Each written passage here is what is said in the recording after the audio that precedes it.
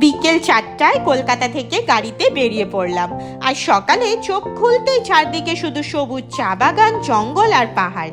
এটাই কলকাতা থেকে ডুয়ার্সের ম্যাজিক্যাল রোড জার্নি। যাত্রা শুরু সিটি অফ জয় কলকাতা থেকে।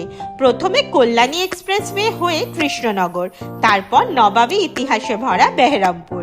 তারপর রাস্তায় রাতে লেট নাইট ডিনার করলাম পাপ্পু ধাবাতে।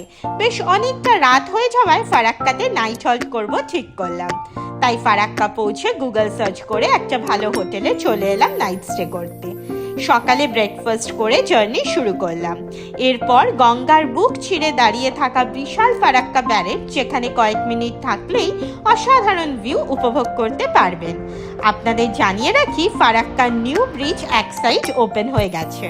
তারপর আসে আমের শহর মালদা। আমের সময় এসেছি বলে রাস্তার দুধারে আম গাছগুলো আমে ভরা। আম কিনতে চাইলে রাস্তার দুধারে দোকানও পেয়ে যাবেন। এনএইচের ধারে অনেক ভালো রেস্টুরেন্ট ও ফ্যামিলি ধাবা রয়েছে। এরপর এলো রায়গঞ্জ, তারপর ইসলামপুর। তারপর রাস্তা থেকে শিলিগুড়ির দিকে না গিয়ে ফুলবাড়ির দিকে চলে যাচ্ছি। এরপরই শুরু আসল ম্যাজিক। সবুজ চা বাগান, জঙ্গল, নদী। ফুলবাড়ি পৌঁছাতেই বুঝতে পারবেন আপনি পৌঁছে গেছেন স্বপ্নের ডুয়ার্সে। একটা রোড ট্রিপ যেখানে গন্তব্য যতটা সুন্দর, পথটা তার থেকেও অনেক বেশি সুন্দর। তাই ডুয়ার্সে গেলে জানালার পাশের সিটটা কিন্তু একদম মিস করবেন না। ভিডিওটা ভালো লাগলে চ্যানেলটাকে সাবস্ক্রাইব করে পাশে থাকবেন।